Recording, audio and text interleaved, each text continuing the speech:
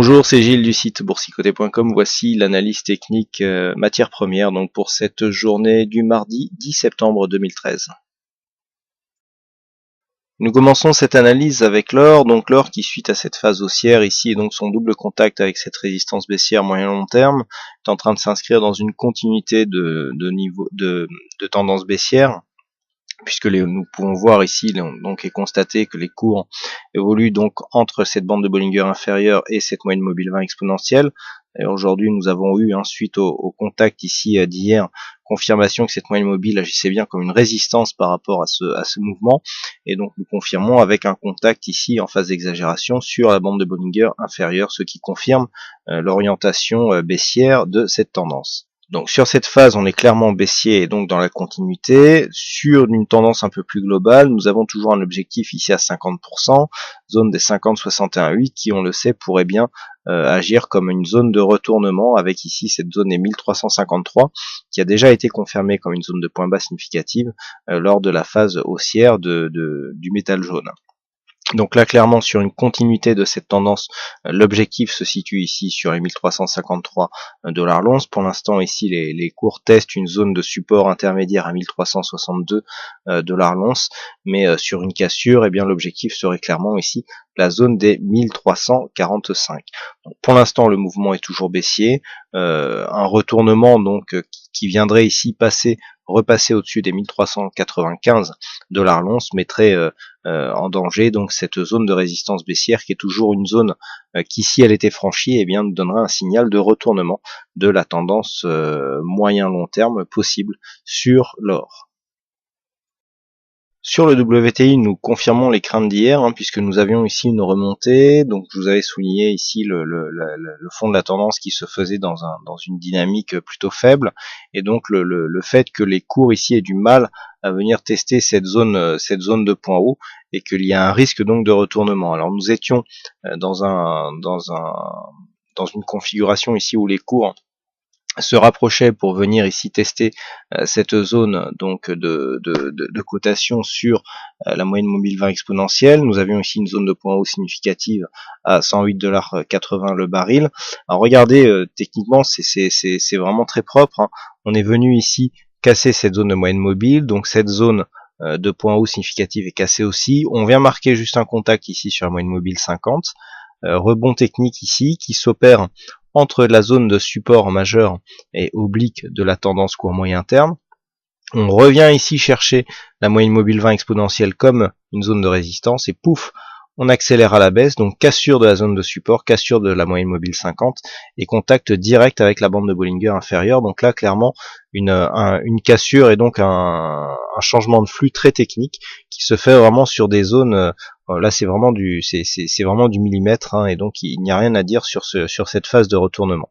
Donc une dynamique relativement marquée avec des RSI stochastiques qui sont déjà en zone de survente et un MACD toujours dans sa dynamique baissière. Nous avons ici une phase d'exagération temporaire que les cours sont en train de corriger.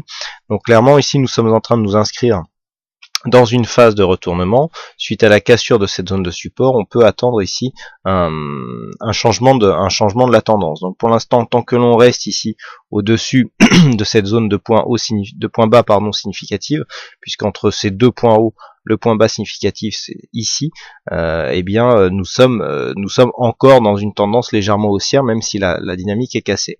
Rappelez-vous, je vous avais dit ici que sur cette phase, eh bien le retracement des 61,8 était cassé et que cela augmentait la probabilité de revenir ici sur un retracement total, à savoir les 103,53.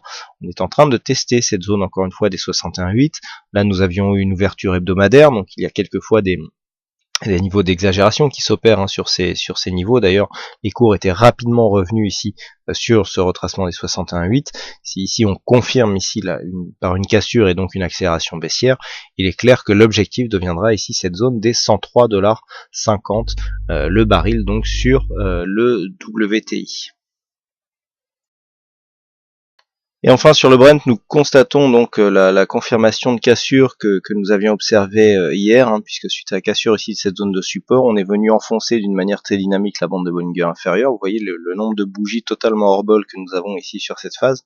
C'est assez rare, mais bon, sur les matières premières, nous savons que les mouvements peuvent parfois être beaucoup plus dynamiques que ce que nous avons l'habitude de voir sur les indices actions et même sur le Forex. Donc là, hop, il y a eu réintégration et puis tout de suite réaccélération du mouvement baissier. Alors hier nous avions tracé les retracements de Fibonacci donc sur la tendance directe, donc on a largement dépassé le 61,8%. Donc maintenant on sait que bien la dynamique est clairement cassée, qui plus est nous avons cassé ici cette zone de point bas significatif qui se situe à 112,27 $ le baril. Donc là maintenant clairement on va se positionner sur des Fibonacci beaucoup plus classiques qui prennent l'intégralité de la tendance pour constater que nous sommes en train d'attaquer cette fameuse zone des 50-61,8%. Si on se rapproche, nous pouvons remarquer que la zone des 50 se situe sur une zone déjà identifiée à 111 $ le baril et que nous avons ici un 61,8 à 109,46 $ le baril qui correspond peu ou prou à une zone de support déjà identifiée à 109,12 $ le baril. Donc là clairement l'analyse coule de source pour ceux qui ont l'habitude de voir comment j'anticipe grâce au Fibonacci. Nous sommes ici dans un niveau de potentiel retournement qui pourrait encore confirmer une poursuite de la dynamique, enfin de la tendance haussière, même si la dynamique est cassée puisque nous avons cassé ici cette zone de support. Si on se retourne ici dans cette zone, par exemple sur la zone des 110 $ le baril, qui est une zone psychologique, on préservera ici, alors pas cette zone de point bas ici, mais cette zone là, donc on pourrait repartir sur une dynamique différente, mais toujours dans une tendance haussière. Par contre, si la baisse continue sur la même dynamique que ce que nous avons là et que l'on vient casser ici cette zone des 109,46, clairement il y aura une probabilité accrue de revenir sur cette zone des 104,60 $ le baril, puisque c'est la base des retracements, donc à 100%. Du point de vue des indicateurs, nous sommes quand même relativement survendus, il commence à y avoir des hésitations sur le MACD, donc clairement ici par rapport à cette phase des 50-61,8, j'opterais pour un petit rebond technique qui pourrait revenir par exemple ici sur les 112,50 et sur un dépassement des 112,50 on commencerait à invalider la phase de baisse avec donc une claire sortie de la dynamique sur une cassure haussière des 113,60 $.